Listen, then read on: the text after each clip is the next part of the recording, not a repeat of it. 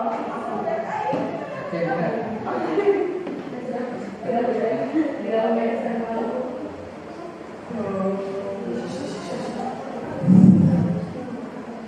warahmatullahi wabarakatuh.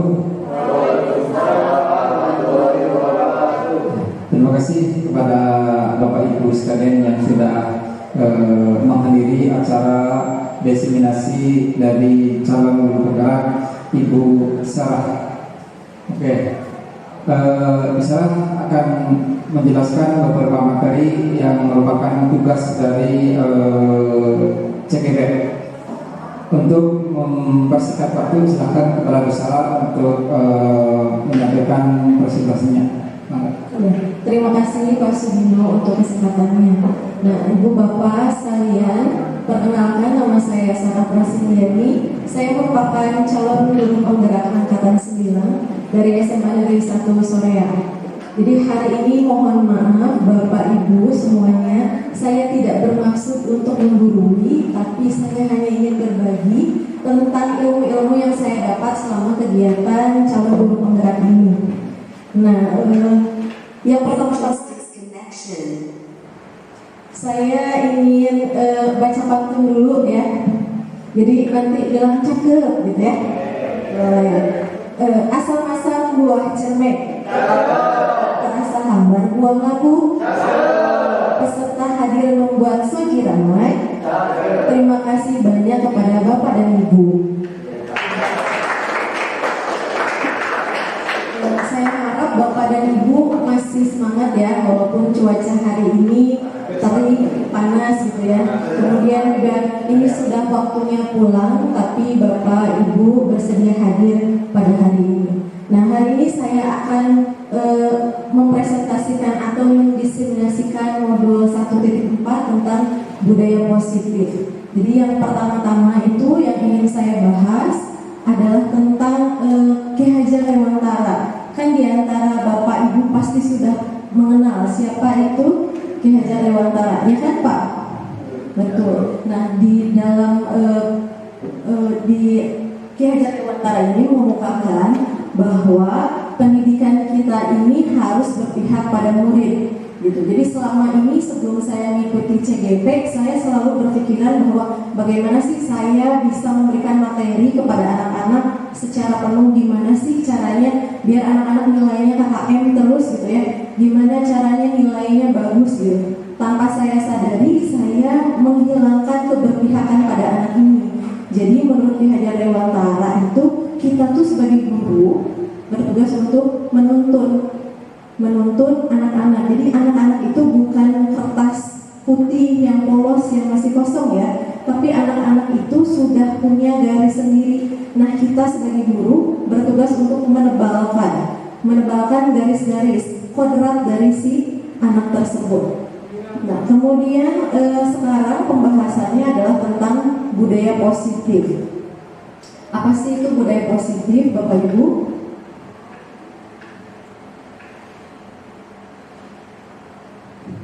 Nah, hari ini saya akan membahas tentang satu, disiplin positif dan kebajikan universal. Kemudian teori motivasi dan penghargaan restitusi. Ketiga, keyakinan kelas. Keempat, kebutuhan dasar manusia dan dunia berkualitas. Kelima, 5 posisi kontrol. Dan yang terakhir adalah segitiga restitusi. Nah, yang pertama akan saya bahas adalah disiplin positif dan kebajikan universal. Apa sih itu disiplin? Ya kan? Mungkin di antara kita sudah mendengar kata-kata disiplin. Siswa harus disiplin, guru harus disiplin. Tapi apa sih disiplin itu?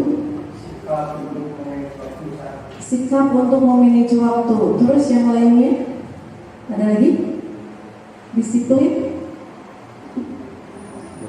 Iya, Ibu Bapak Sugino, menghargai waktu.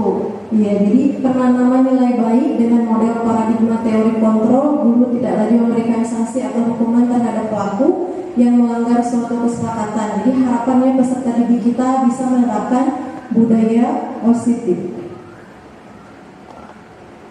Nah, sekarang ini ada kegiatan cobalah buka.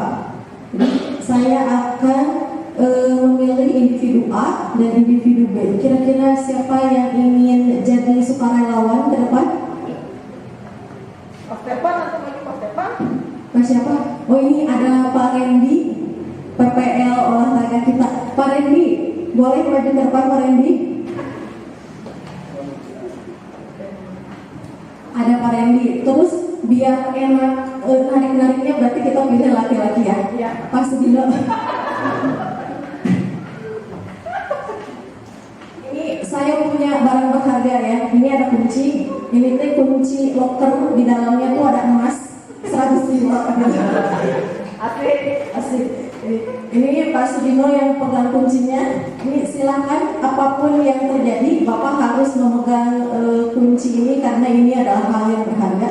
Dan untuk Bapak Randy diharapkan juga untuk merebut kunci itu. Bisa tidak? Semuanya bisa di tangannya. Kalau laki-laki mah kan mungkin ya biar tidak ragap gitu patoel-patoelnya. Ya langsung. Boleh. Jadi Bapak Randy bisa membujuk, menghardik, mengintimidasi, memarahi, menggelitik, merayu, menggoda, boleh. Bebas caranya. Bebas caranya. Tidak boleh.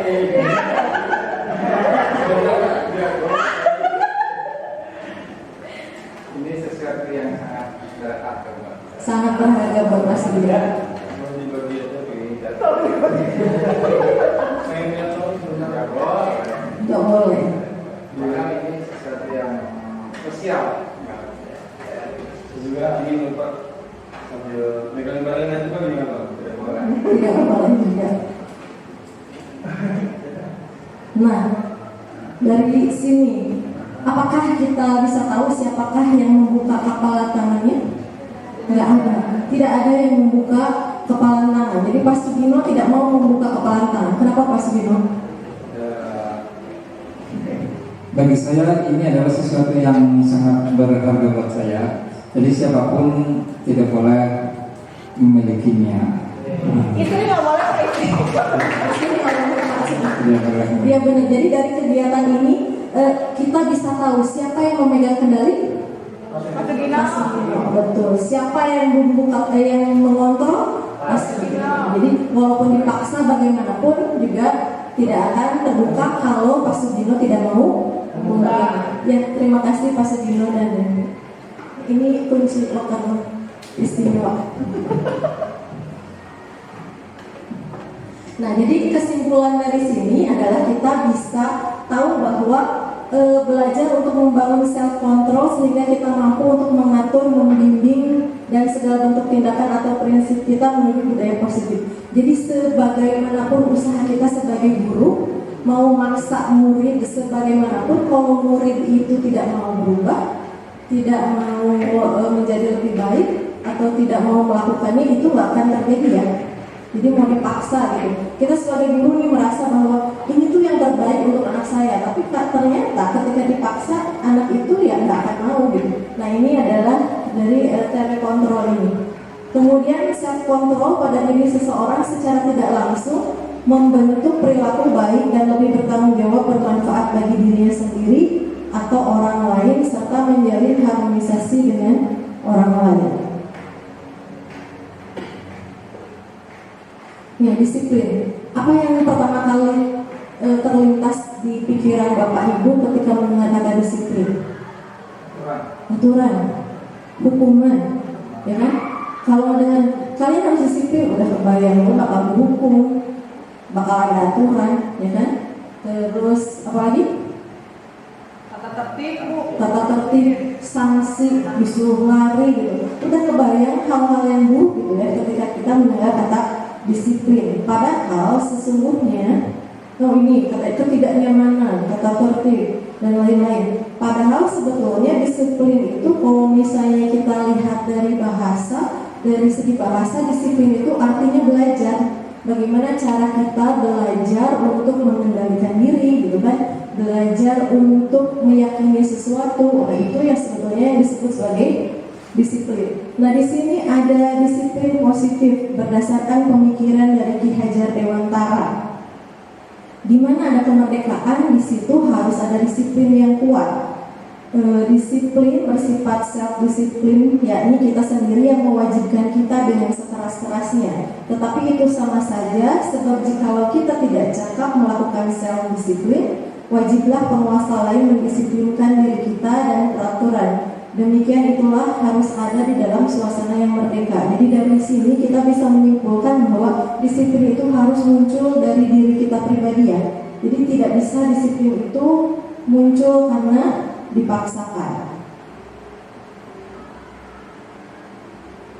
Nah, kita akan membahas tentang nilai-nilai kebajikan universal. Yang disebut sebagai nilai kebajikan universal itu adalah nilai-nilai nilai-nilai kebaikan yang bisa dinilai secara umum, apapun agamanya, apapun rasnya. Misalnya jujur, mau itu agamanya mau Islam, Kristen, Buddha, Hindu, jujur itu tetap nilai-nilai yang berupa kebajikan kan ya. Misalnya apalagi selain jujur, bertanggung jawab. Apakah orang Islam mah bertanggung jawab, orang Kristen mah itunya tidak bertanggung jawab? Itu nilai kebaikannya? Enggak kan? Nilai-nilai sama. Apapun agamanya, apapun rasnya, apapun jenis kelaminnya, itu nilai-nilai kebajikan secara universal itu nilainya tetap nilai baik. Contohnya ada bertanggung jawab, kejujuran, kerjasama, kasih sayang, integritas, rasa empati, kesabaran, keadilan. Ini merupakan nilai-nilai kebajikan secara umum di belahan dunia manapun, di negara manapun. Nilai-nilai ini akan terus ada. Kemudian, kalau nilai-nilai kebajikan yang akan kita bahas di sini adalah tentang profil pelajar Pancasila. Ibu-ibu, ibu dan bapak pasti tidak asing lagi kan dengan profil pelajar Pancasila. Mengingat sekolah kita juga sudah menggunakan kurikulum ini selama 2 tahun ya. Jadi selama ibu dan bapak mengajar kurikulum merdeka di kelas 10 dan kelas 12, ini nih nilai-nilai yang ingin kita sebagai guru terapkan kepada anak-anak kita ya. Yaitu yang pertama adalah beriman, bertakwa kepada Tuhan Yang Maha Esa, kemudian berakhlak mulia. Ini gimana sih caranya ibu bapak kalau misalnya kita pengen anak-anak kita itu bisa beriman dan bertakwa? Pembelajaran seperti apa sih yang bisa mengakomodir ini? Misalnya dengan pembiasaan positif, ngaji hari Jumat, kemudian sholat Jumatan bersama, kemudian sholat duha ya, sholat duhur berjamaah. Nah ini hal-hal yang bisa kita lakukan. Kemudian yang kedua, mandiri. Gimana sih cara membuat anak-anak kita mandiri? Ibu, bapak, bagaimana cara membuat anak-anak kita mandiri? Pembelajaran yang seperti apa?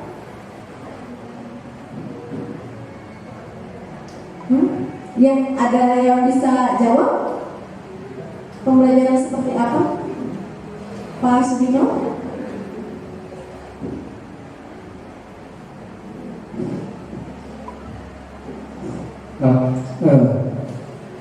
Kemandirian seorang siswa itu kalau dia menyadari pentingnya ilmu pengetahuan. Kalau basic pengetahuannya itu bagus, maka dia akan menjadi pribadi yang mandiri karena dia akan siap menghadapi segala masalah yang ada. Kemudian bernalar kritis. Nah, di sekolah kita itu bernalar kritis itu dianggap bahwa anak-anak zaman sekarang mah susah bernalar kritis gitu kan ya. Kenapa nih gitu sampai ada anggapan bahwa siswa-siswa kita mah kurang bernalar kritis? Karena bisa dilihat misalnya dari literasinya, numerasinya itu masih kurang. Kemudian berkebinekaan global. Berkebinekaan global itu maksudnya yang seperti apa, Bapak Ibu? Pak Fahri mungkin bisa bantu menjawab berkebinekaan global.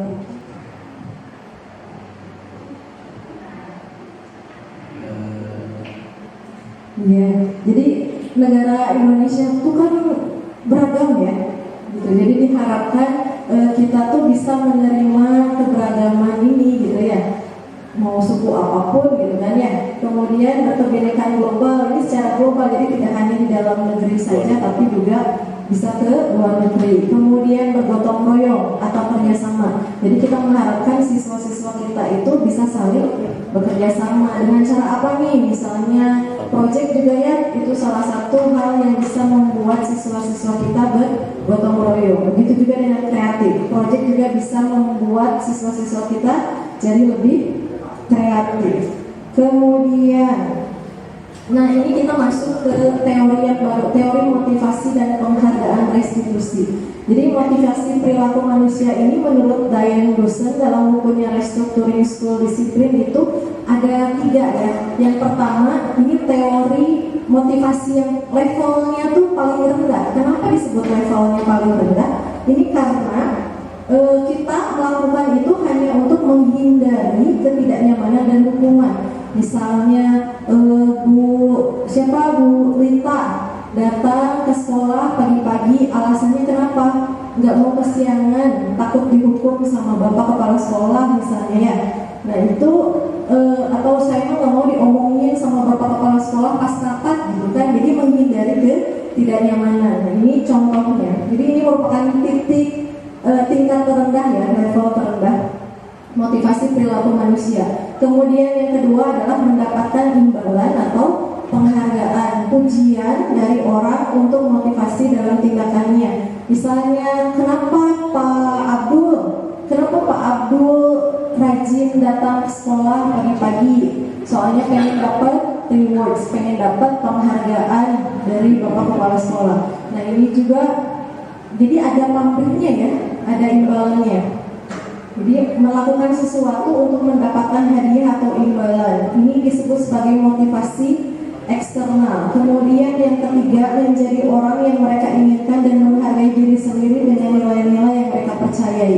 Bu Eva Sudino misalnya, kenapa datang pagi-pagi? Karena saya menghargai diri saya yakin dengan keyakinan diri saya bahwa saya harus datang pagi-pagi sebagai bukti loyalitas saya terhadap sekolah, dedikasi saya terhadap sekolah. Jadi Pak Bino itu termotivasi karena dari dalam dirinya. Nah ini sebetulnya motivasi yang sulit ya. Motivasi dari dalam diri itu yang paling sulit. Kemudian kita akan bahas tentang hukuman dan konsekuensi. Tindakan terhadap suatu pelanggaran pada umumnya berbentuk hukuman atau konsekuensi. Nah biasanya kita sebagai guru sering sekali melakukan hukuman-hukuman ya. Mungkin jarang yang melakukan konsekuensi. Kebanyakannya di antara kita melakukan hukuman, sama seperti saya. Jadi sebelum saya mengikuti kegiatan CGP ini, saya lebih banyak menghukum siswa. Gitu. Misalnya ada siswa yang datang, kemudian disuruh lari, gitu kan ya. Terus ada siswa yang tidak mengerjakan tugas, diapain? Berdiri depan. Oh, disuruh berdiri di depan gitu, angkat kaki sebelah di depan gitu kan ya. Atau misalnya ada anak yang bolos ketika pelajaran saya hukum gitu kan ya. Nah itu terjadi karena ada sesuatu hal yang dilanggar kan ya. Nah ini saya akan memberikan perbedaan antara hukuman dengan konsekuensi. Hukuman itu bersifat tidak terencana, tiba-tiba, kemudian anak-anak itu tidak tahu gitu kan ya, tidak tahu, kemudian tidak dilibatkan juga dengan pembuatan hukuman itu. Kemudian hukumannya itu bersifat satu arah. Jadi sebenarnya asal ibu senang dan puas gitu ya, dia udah dikasih hukuman gitu. Ada anak yang bolos, oh udah bersihin WC gitu kan ya. Nah itu yang disebut sebagai hukuman. Jadi tidak ada kesepakatannya gitu. Apakah di antara bapak ibu ada yang masih melakukan hal tersebut? Ada? Masih. Biasanya guru olahraga kan ya? Ya Pak Randy ya? Iya. Nah yang kedua ada konsekuensi. Kalau konsekuensi itu murid tetap dibuat tidak nyaman pada awalnya, pada jangka pendeknya. Tapi konsekuensi ini biasanya diberikan berdasarkan suatu data yang umumnya dapat diukur. Misalnya kalau anak tuh udah telat 3 kali, kemudian udah dikasih tahu nih ya, ini kamu telat gini udah dikasih tahu, nanti ada konsekuensinya. Misalnya kalau telat nanti jam pelajarannya harus ditambah atau gimana gitu ya. Jadi guru dan murid itu udah ada kesepakatan dan murid juga udah tahu ketika dia melakukan sesuatu dia akan melakukan konsekuensinya. Nah, ini dia contoh hukuman atau konsekuensi. Yang pertama, ini ada tindakan gurunya ya. Tindakan gurunya mencatat 100 kali di dalam buku kalimat saya tidak akan terlambat lagi karena terlambat ke sekolah. Masih ada guru yang melakukan ini? Masih ya. Bikin 100 kali dalam buku. Ini termasuk hukuman atau konsekuensi? Pak Siti? Hukuman. Terus yang kedua, lari mengelilingi lapangan basket 2 kali karena terlambat hadir di sekolah. Ini guru olahraga biasanya kayak gitu. Itu konsekuensi atau hukuman? Hukuman. Terus membersihkan coretan yang dibuatnya di meja tulis. Konsekuensi. Kenapa konsekuensi?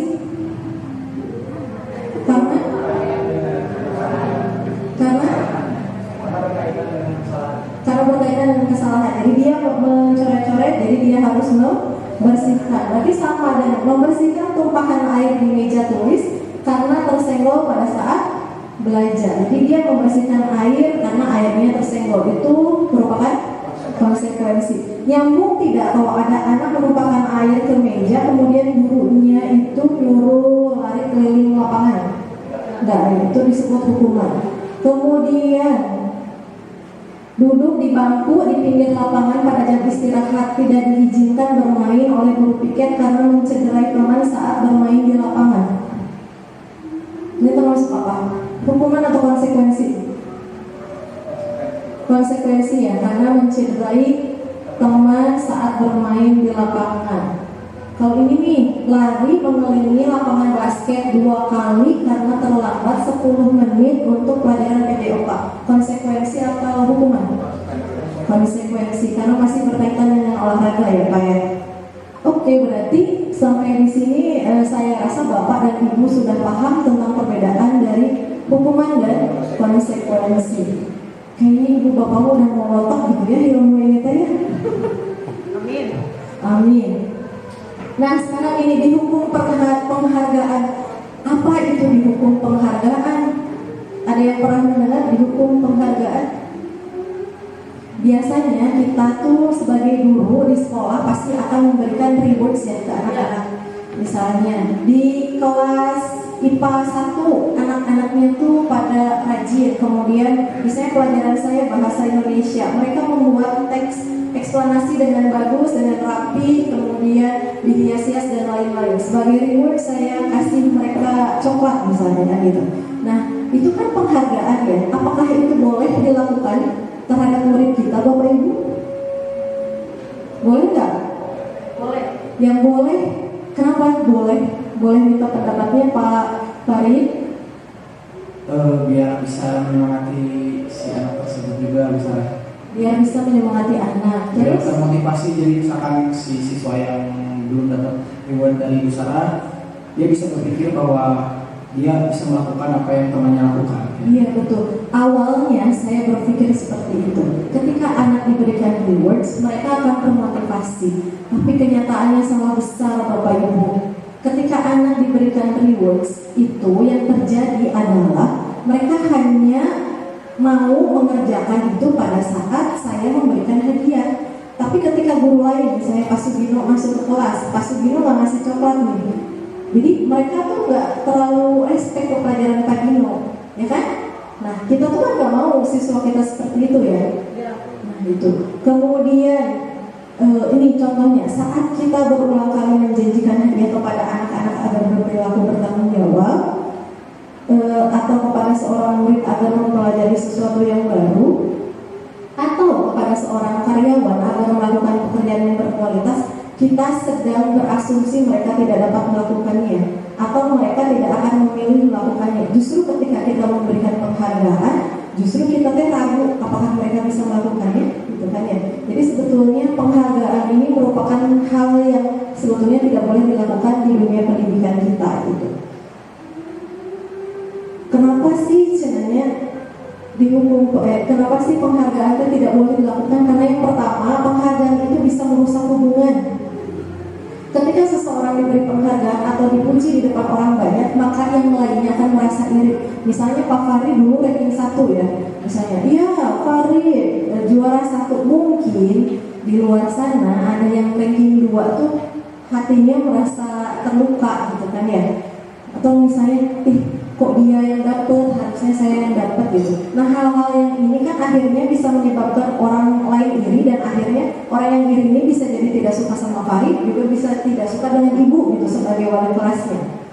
Kemudian jika seorang guru sering memberikan penghargaan kepada murid-muridnya, besar kemungkinan murid-muridnya itu hanya akan termotivasi hanya untuk menyenangkan saja. Jadi udahlah biar si ibu Sarah senang, iya aja gitu ya. Kemudian penghargaan menciptakan persaingan di dalam kelas, dan persaingan menciptakan kecemasan. Sebetulnya tidak hanya dalam kelas gitu. Ketika misalnya ibu bapak punya adik atau kakak yang misalnya jauh lebih misalnya ada yang jauh lebih pintar, ketika dibandingkan itu gak enak kan ya. Nah sama juga dengan murid kita juga tidak akan enak dibandingkan. Iya, Abdul Aziz kenapa nilainya jelek, tuh lihat Fahri nilainya bagus. Nah ketika dibandingkan seperti itu kan ada perasaan tidak enak ya. Kemudian pengaruh jangka pendek dan jangka panjang. Jadi penghargaan efektif itu jika menginginkan seseorang melakukan sesuatu yang kita inginkan. Jadi kalau misalnya kita memang ibu pengen anak ibu melakukan sesuatu yang ibu suka, ya gampang, kasih reward, kasih hadiah. Tapi kan itu tidak akan berlangsung lama ya. Lama-lama juga anak akan bosan kan. Gitu. Kemudian selanjutnya penghargaan menghukum mereka yang tidak mendapatkan penghargaan. Misalnya tadi dalam sistem ranking, mereka yang mendapat ranking 2 akan merasa paling dihukum. Kemudian memberikan penghargaan dan hukuman adalah hal yang sama, karena keduanya mencoba mengendalikan perilaku seseorang. Jadi kalau untuk kurikulum sekarang itu tidak ada sistem ranking ya. Jadi kayaknya kita sudah bisa bernafas lega karena tidak ada sistem ranking ini. Kemudian kita lanjut lagi ke materi selanjutnya, ini ada restitusi. Jadi restitusi ini adalah proses kolaboratif yang mengajarkan murid untuk mencari solusi untuk masalahnya sendiri dan membantu murid berpikir tentang orang seperti apa yang mereka inginkan. Jadi tujuan dari restitusi ini itu gimana solusinya dari siswa itu sendiri ya. Solusinya dari siswa, yang bikin kesalahan siswanya, yang bikin solusi siswanya gitu kan ya. Ini biar apa nih? Biar siswa jadi punya tujuan ke depannya gimana, kemudian itu akhirnya akan jadi disiplin positif.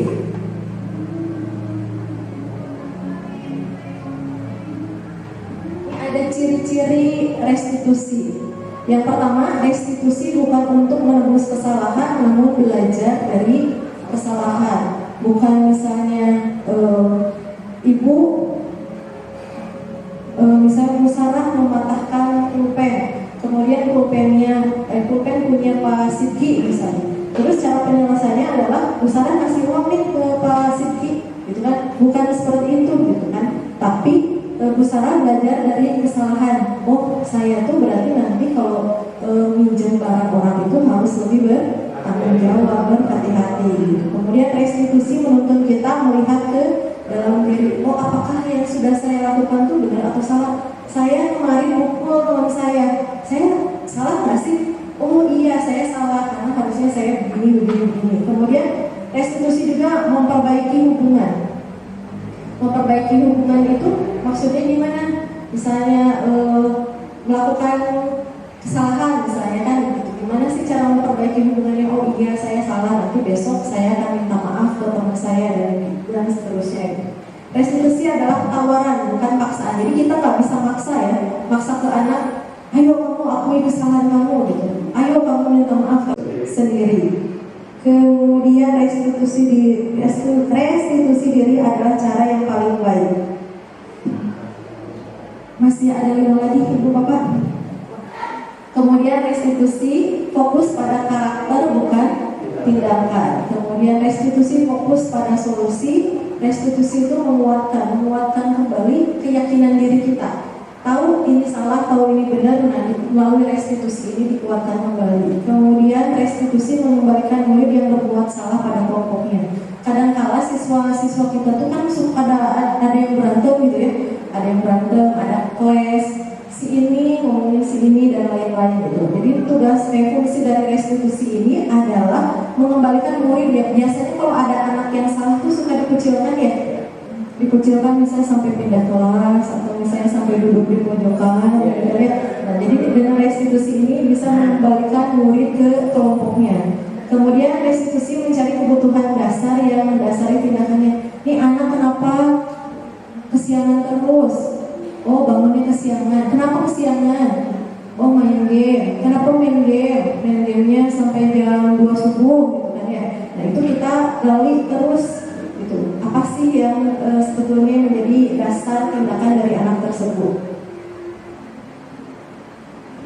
Nah, kemudian berikutnya kita akan bahas tentang keyakinan kelas.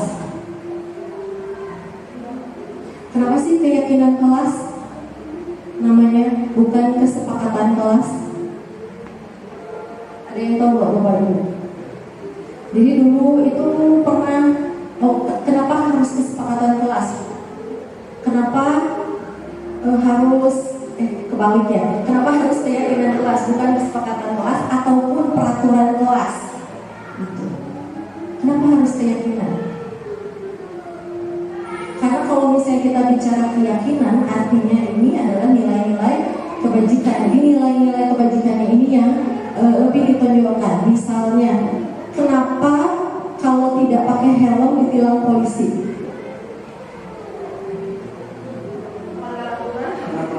Karena melanggar aturan. Kenapa itu disebut melanggar aturan? Kalau itu peraturan karena memang melanggar aturan. Tapi kenapa itu disebut itu melanggar peraturan? Helm itu untuk apa?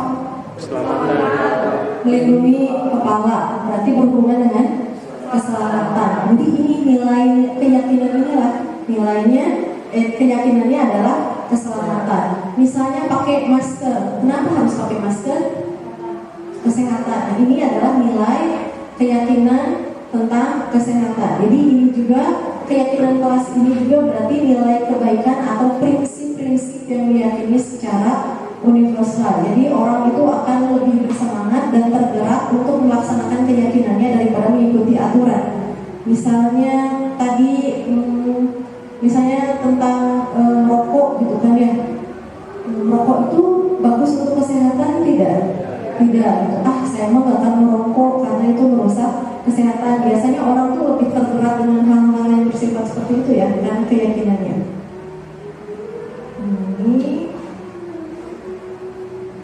Nah, saya pernah melaksanakan pembuatan keyakinan kelas di kelas yang saya ampu gitu ya. Kemudian saya meminta ke anak-anak itu, sok gimana sih kalian mau kelas seperti apa gitu kan ya. Nah, di situ anak-anak mulai, saya mau kelas seperti ini. Kemudian dikaitkan lagi dengan nilai kebajikan universal.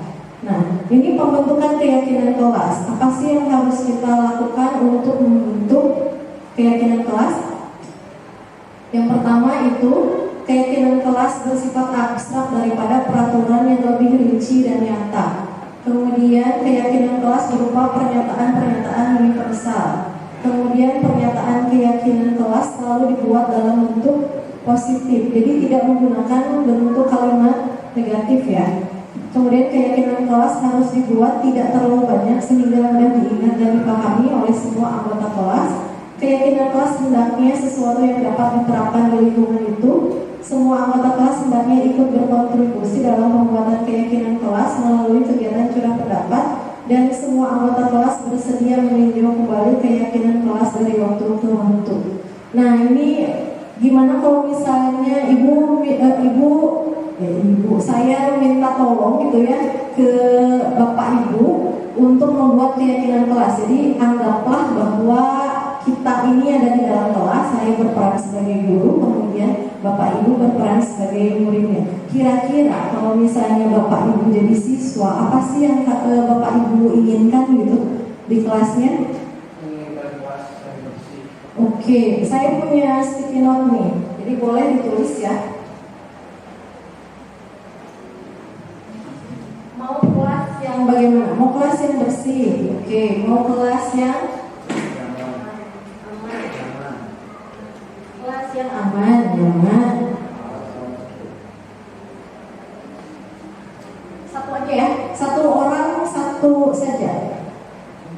Bapak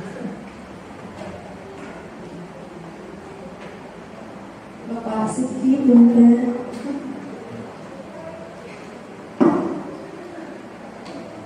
Ibu Putri Bunda.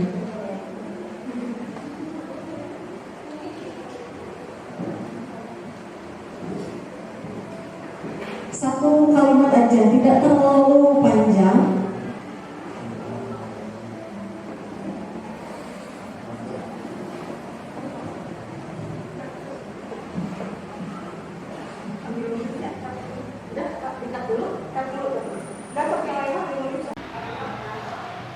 Tadi sudah saya bagikan ya sticky note untuk Bapak dan Ibu. Kemudian Bapak dan Ibu menuliskan hal-hal apa kalau misalnya Bapak Ibu jadi siswa yang ingin ditulis sebagai keyakinan kelas. Nah sekarang boleh saya minta tolong Bapak Ibu untuk menempelkan sticky notes-nya di depan. Di sini aja.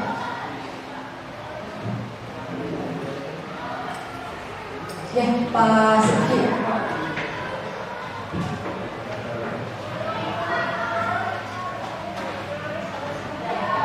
Di atas kursi. Oke.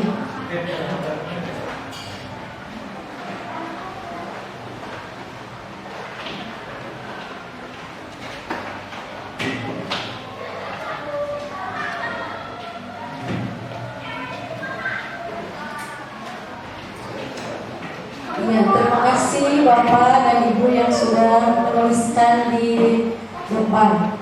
Nah, ini kelas yang seperti apa yang diinginkan oleh Bapak dan Ibu? Ini kelas yang bersih. Jadi akan saya kelompokkan ya.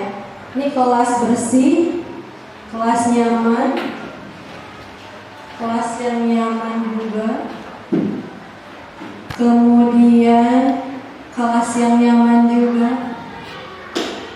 Terus tertib, asik, kelas yang damai, fasilitasnya baik.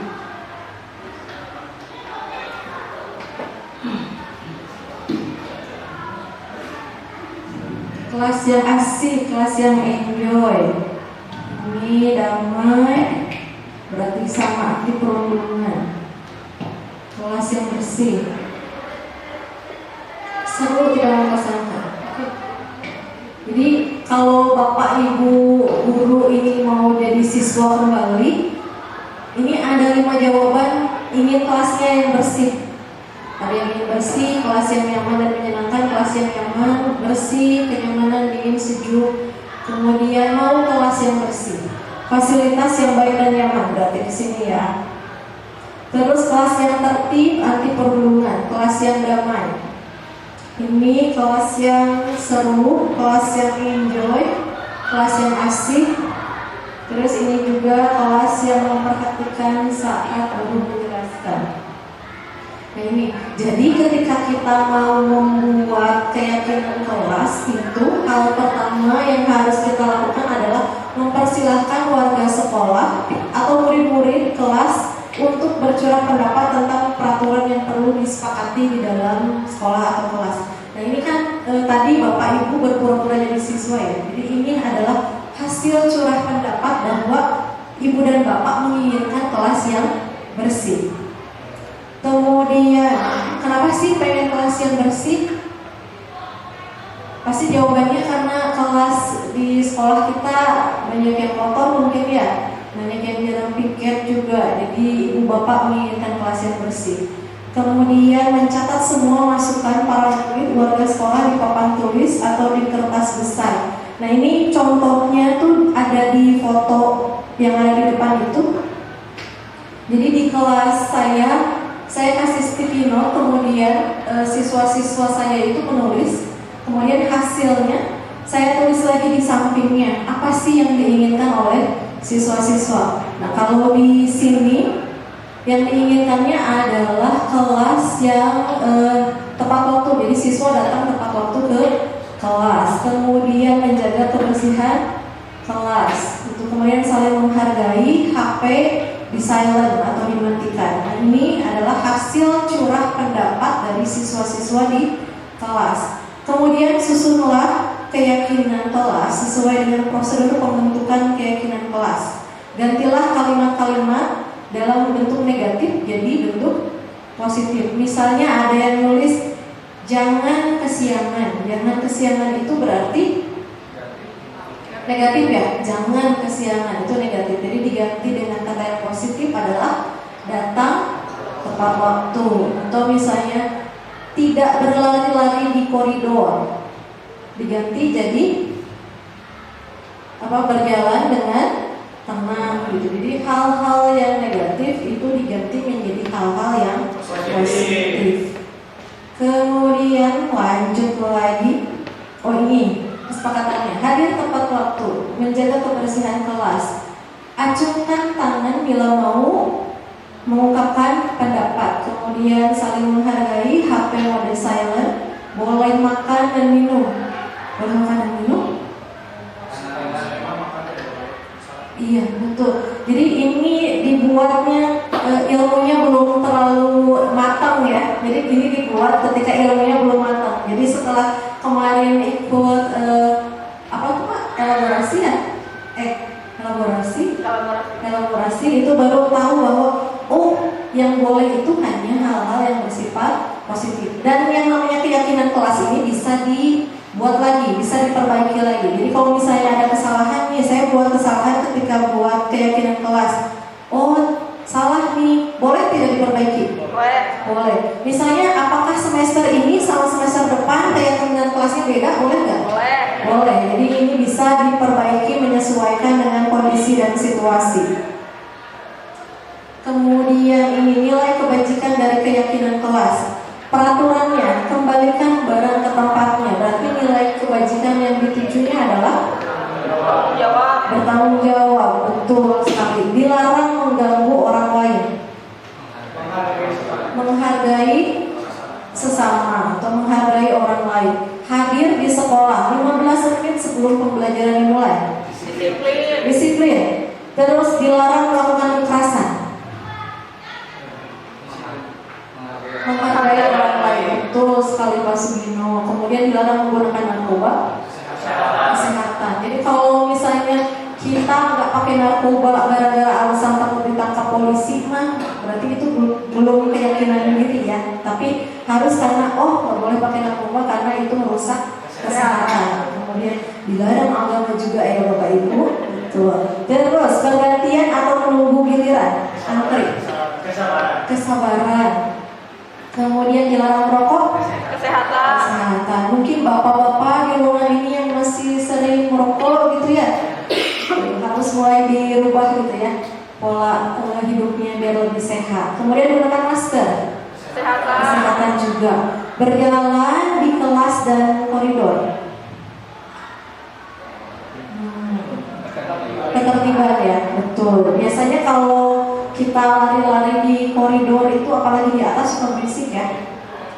Betul. Terus lanjut lagi, kebutuhan dasar manusia dan dunia yang berkualitas. Apa aja sih 5 kebutuhan dasar manusia? Bertahan hidup. Sebetulnya ini bukan hanya dipakai untuk siswa saja, tapi juga bisa dipakai untuk kita sebagai guru ya, atau sebagai individu gitu. Kebutuhan, jika ada satu saja kebutuhan dasar ini yang tidak terpenuhi, katanya akan mengakibatkan seseorang melakukan hal yang tidak baik atau hal yang tidak. Apakah benar seperti itu? Benar. Kenapa Pak Sugino benar? Boleh minta pendapatnya? Karena kelimanya itu merupakan kebutuhan dasar manusia. Yang namanya kebutuhan dasar kan memang harus terpenuhi. Betul, jadi harus terpenuhi. Yang pertama adalah bertahan hidup. Bertahan hidup itu contohnya adalah bertahan hidup atau survival adalah kebutuhan yang bersifat fisiologis, misalnya kesehatan, rumah, makanan. Misalnya kalau bapak ibu datang ke sekolah tapi di rumah nggak ada makanan gitu, datang ke sekolah kan pasti dalam keadaan lapar. Apakah bapak ibu bisa mengajar siswa-siswa di kelas dengan baik? Tidak. Ya. Pasti kalau lapar tuh biasanya suka pengennya marah-marah lagi bete gitu. Jadi pas datang ke kelas malah jadi marah-marah. Nah, kebutuhan bertahan hidup ini tuh bukan hanya makanan aja ya, tapi kebutuhan biologis juga, proses reproduksi juga ini merupakan kebutuhan bertahan hidup. Kemudian yang kedua ada kebutuhan cinta dan kasih sayang. Misalnya di dunia ini, apakah ada orang yang tidak ingin dicintai atau disayangi? Tidak. Nggak ada ya, semuanya juga pasti membutuhkan Cinta. dan kasih sayang gitu. Jadi anak-anak yang memiliki kebutuhan dasar kasih sayang dan rasa terima yang tinggi biasanya ingin disukai dan diterima juga oleh lingkungannya. Mereka akrab dengan orang tuanya, biasanya mereka juga belajar karena suka dengan gurunya. Terus bagi mereka teman sebaya sangat penting. Mereka juga biasanya bekerja dalam kelompok. Kemudian ada kebutuhan kebebasan. Bapak ibu pasti butuh kebebasan kan? Kebebasan untuk melakukan apapun yang bapak ibu inginkan gitu. Ketika ini tidak terpenuhi, apa yang akan terjadi? Biasanya akan stres ya, ya kan? Duh, pengen bebas, pengen main, pengen healing gitu kan ya. Tapi nggak bisa karena kerja, biasanya suka stres.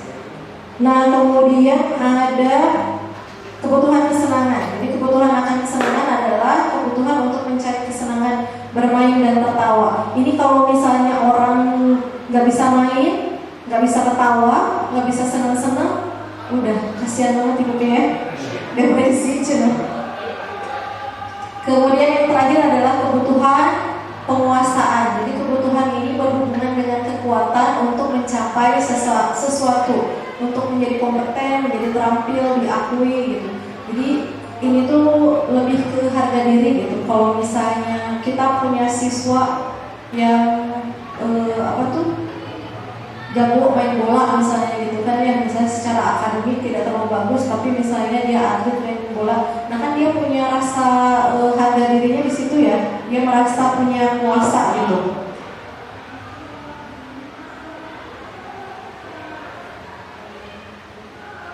Nah ini ada pertanyaan pemantik. Jadi Ibu Ambar, guru wali kelas 2A di SD Pelita Hati sedang bingung menghadapi salah satu murid di kelasnya, Doni. Beberapa anak di kelas 2 datang padanya dan mengeluhkan Doni yang seringkali minta bekal makan siang mereka dengan paksa. Jika Anda menghadapi situasi seperti Ibu Ambar, apa yang akan Anda lakukan? Terus menurut Anda kira-kira apa sih alasan Doni melakukan itu? Nah kalau misalnya ibu-ibu, bapak-bapak punya murid kayak Doni, kira-kira si Doni itu kunaon sih? Jadi si Doni suka ngambilin makanan punya temannya. Menurut bapak ibu, kira-kira Doni kenapa? Gak dikasih makan sama orang tuanya. Berarti kalau persepsinya seperti itu, berarti kebutuhan dasar apa yang tidak didapatkan oleh Doni? Gak dapat makanan, bertahan hidup ya. Betul, jadi yang pertama bertahan hidup. Kalau yang bertahan hidup, si Doni karena dia lapar, orang tuanya tidak membawakan makan siang, maka kebutuhan dasar yang sedang berusaha Doni penuhi adalah bertahan hidup atau survival. Kemudian kalau kebutuhannya cinta dan sayang, kalau misalnya Doni cari perhatian ya. Jadi dia tuh nunggu gurunya ngelaporin ke orang tuanya biar dia cari perhatian karena dia butuh disayang kan. Ada anak yang kayak gitu? Ada banyak ya. Ada anak yang caper di kelas ada cicing, macet, caper gitu. Ternyata dia butuh kasih sayang, dia kurang perhatian dari orang tuanya. Kemudian kalau kebutuhannya kebebasan, jadi Doninya bosen bakal makan dari orang tuanya itu aja, makanya dia ingin coba makanan yang lain. Kalau kebutuhannya kesenangan, kalau kasusnya kebutuhan kesenangan, jadi si Doni akan menjawab bahwa ia melakukannya hanya karena iseng aja, menikmati ekspresi wajah teman-temannya yang kesel. Ada yang kayak gitu ya? Ada banyak gitu kan. Kenapa dihentikan wae? Ada anak perempuan nangis, kenapa dihentikan? Soalnya Bu, saya suka kalau lihat dia nangis. Dan itu kasusnya ada di kelas 12. Ada yang kayak gitu ya. Terus kalau ini kebutuhan penguasaan. Apabila Doni menjawab, dia merasa hebat karena teman-temannya jadi takut dengan dia dan menuruti keinginannya. Gitu. Jadi dari 5 kebutuhan itu aja, jika salah satu tidak terpenuhi, maka anak itu jadi aneh ya. Makanya banyak kasus di BK. Nggak ada guru BK ya di sini. Kalau ada kok kita ini bahas kasus. Ini ada kasus satu. Jadi ada anak namanya Fajar. Jadi selalu tidur-tiduran tanpa acuh tak acuh dalam pelajaran.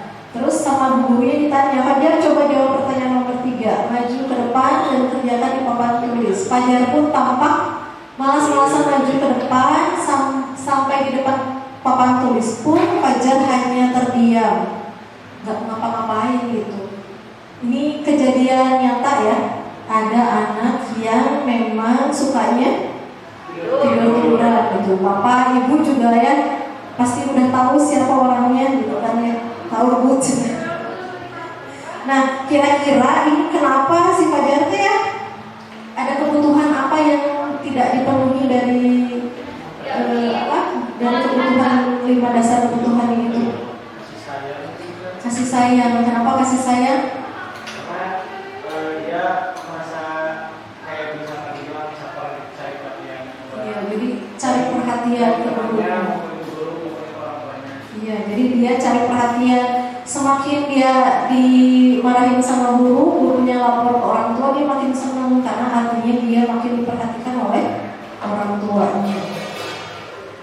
Kemudian di sini ada 5 posisi kontrol. Jadi kita sebagai guru itu punya 5 posisi kontrol ya. Jadi saya akan memperlihatkan sebuah video tentang 5 posisi kontrol. Mungkin di antara Bapak Ibu ada yang sudah nonton ini ya, Bapak Ibu yang dulu penggerak di sekolah kita.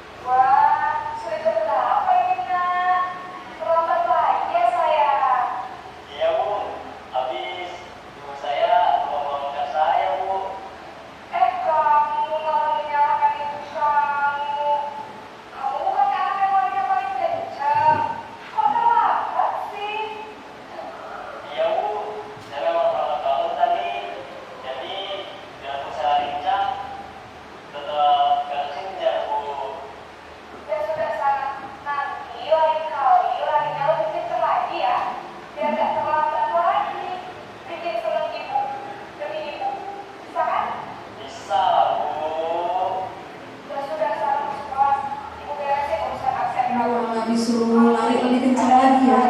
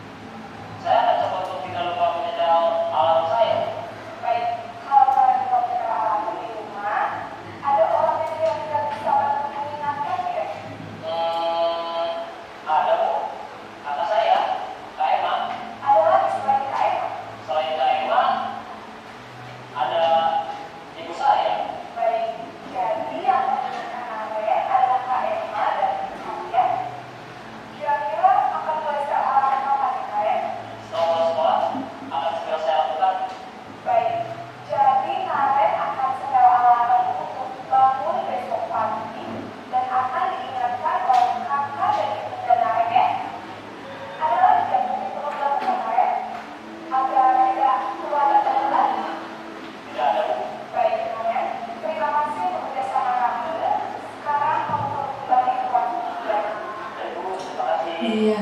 Nah, biasanya ibu bapak berpengalaman sekali dengan kejadian yang seperti Naren ini ya. Betul? Betul. Gimana sih cara ibu bapak menangani anak yang seperti Naren?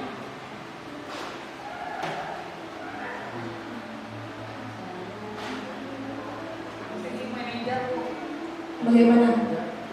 Selama ini misalnya Pak Sudino, kalau misalnya ada siswa yang datang kesiangan seperti itu, biasanya posisi bapak itu ada di mana, Pak? Biasanya itu ada tiga yang biasa saya lakukan. Iya. Posisi teman, posisi pemantau, dan posisi manajer. Posisi teman, pemantau, dan manajer. Jadi bapak tidak di posisi penghukum?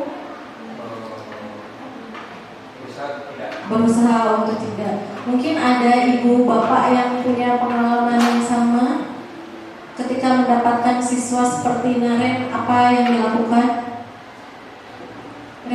Ya, Bu Nurul? Kalau saya biasanya Bu sebagai posisi penghukum Bu. Bu Nurul sebagai penghukum? Iya.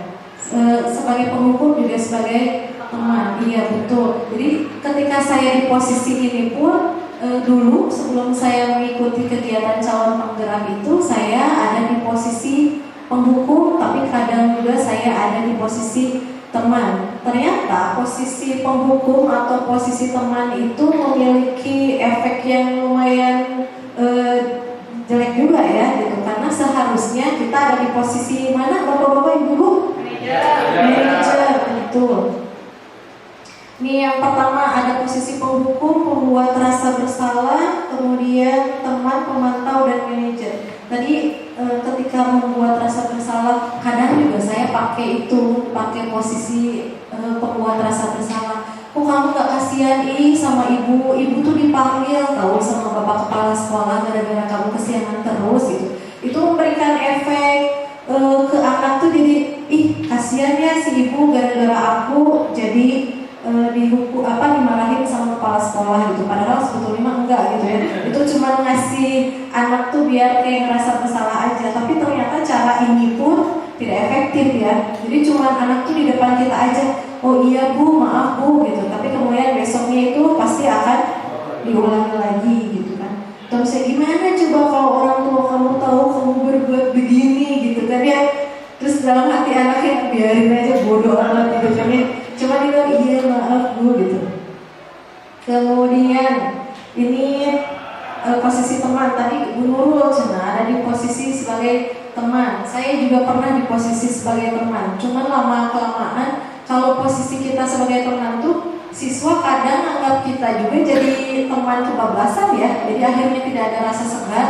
Kemudian merasa bahwa nggak apa-apa ada si ibu itu mah bager nggak akan dinanaon gitu kan. Terus terakhir keempat ada pemantau. Nah, kalau pemantau ini berarti mengawasi kita, bertanggung jawab atas perilaku orang-orang yang kita awasi. Jadi kalau tipe pemantau mungkin kayak Pak Diki ya dari Wakasek gitu kan, pemantau peraturannya apa, sanksinya apa, tahu konsekuensinya apa gitu kan ya. Itu tipe-tipe pemantau. Nah idealnya kita tuh ada di sini nih di posisi manajer. Di posisi manajer itu kita nanya, ini apa sih keyakinan yang kita yakini, apa sih gitu kan ya. Sebetulnya posisi manajer ini adalah posisi yang sulit ya.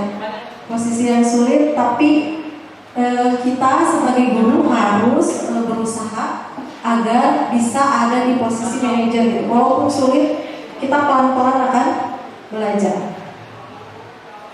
Nah kemudian yang sebagai manajer itu adalah guru berbuat sesuatu bersama murid, mempersilahkan murid mempertanggungjawabkan perilakunya. Jadi kita tuh tidak menghukum, tapi kita tuh menanyakan keyakinan mereka apa, kemudian mendukung murid agar mereka menemukan solusi dari permasalahan yang terjadi. Kemudian posisi manajer juga mengacu pada restitusi yang dapat menjadikan murid sebagai manajer juga bagi dirinya sendiri. Jadi sehingga tercipta identitas positif pada diri murid itu sendiri. Kemudian ini nih, segitiga restitusi. Ya Pak Farid langsung narik napas segitiga restitusi gitu ya. Nah segitiga restitusi itu apa, tadi di awal kan kita sudah bahas tentang restitusinya ya. Ini sekarang kita bahas segitiga restitusi. Jadi segitiga restitusi ini adalah proses dialog yang dilakukan oleh guru atau orang tua agar dapat menghasilkan murid yang mandiri dan bertanggung jawab. Bertanggung jawab gimana caranya gitu kan. Jadi yang pertama adalah dengan menstabilkan identitas, kemudian validasi tindakan yang salah, dan terakhir adalah menanyakan keyakinan. Ini teori kontrolnya. Jadi menstabilkan identitas. Jadi ketika kita ketemu sama murid tuh lagi ada masalah nih, ya kan? Ketika kita ketemu muridnya bermasalah, kita stabilin dulu nih emosi anaknya ya. Terus kita menanyakan ke mereka nih ada apa gitu. Kemudian kita juga meyakinkan mereka bahwa tidak ada manusia yang sempurna gitu kan ya. Ibu juga pernah kok berbuat kesalahan seperti itu gitu kan. Misalnya ada anak yang berantem sama temannya, gak ada manusia yang sempurna, gak apa-apa kok, kamu wajar bersikap seperti itu gitu kan ya. Ibu juga kalau ada di posisi kamu pasti ibu juga marah gitu kan. Jadi kita menstabilkan dulu identitas. Kemudian kita harus validasi tindakan yang salah. Kita harus memahami keputusan dasar yang mendasari tindakan anak tersebut berbuat kesalahan. Misalnya kenapa anak ini melakukan kesalahan, kenapa anak ini menonjok temannya gitu. Karena ternyata temannya itu yang nonjok duluan misalnya itu, atau misalnya kasus ada anak yang tidur di kelas kemudian ditegur sama guru gitu kan ya. Ketika ditanya ini kenapa anaknya tidur di kelas dan lain-lain, atau misalnya kasus kayak kemarin ada Ali yang hampir berantem sama Bu Iis misalnya gitu. Gara-gara apa gitu kan? Gara-gara ada perkataan yang tidak enak untuk Ali, jadi Alinya marah gitu. Nah kan kita validasi dulu nih tindakan mereka tuh salah, tapi apa sih yang melatar belakangi anak itu bisa berbuat seperti itu. Jadi sebelum kita menyalahkan, kita tanya dulu, kita gali dulu apa yang terjadi gitu. Kemudian yang terakhir adalah menanyakan keyakinan. Jadi ketika langkah 1, langkah 2 sudah kita lakukan, maka anak itu akan siap dihubungkan dengan nilai-nilai. Misalnya ditanya, nilai apa sih Ali yang kamu langgar gitu kan? Oh iya Bu, saya itu harusnya menghormati guru gitu. Berarti kamu kedepannya berarti apa yang harus kamu lakukan? Oh solusinya saya harus begini, harus begini. Saya salah Bu, saya minta maaf gitu dan lain-lain. Itu akan muncul dari siswa itu sendiri ya. Kemudian ini adalah salah satu contoh segitiga restitusi yang sudah saya lakukan bersama siswa saya. Jadi ini ceritanya Kayla itu sebangku sama temannya, dan temannya tuh suka nyonteknya tuh terus-terusan nyontek gitu ya. Ini jadi cerita ini bukan kisah fiktif belaka, tapi ini memang cerita nyata. Kemudian karena kesal, jadi bukunya dia lempar gitu, dan si korbannya itu malah nangis gitu. Jadi saya memanggil Lawa untuk menanyakan apa sih gitu, ada hal apa yang terjadi gitu. Ternyata dicontek gitu. Jadi ibu mengatakan bahwa oh ya pantas aja kamu marah, orang kamu dicontek terus-terusan gitu ya. Diconteknya bukan cuma PN, tapi diconteknya juga ulangan gitu kan. Hampir semua ulangan dicontekin gitu. Jadi kata ibu, oh wajar saja kamu marah gitu. Untung kamu cuma ngelemparin buku, nggak kamu tunjuk juga kan orangnya gitu kan ya. Nah ini menanyakan keyakinan. Terus dia tahu, oh iya Bu, sebetulnya saya salah.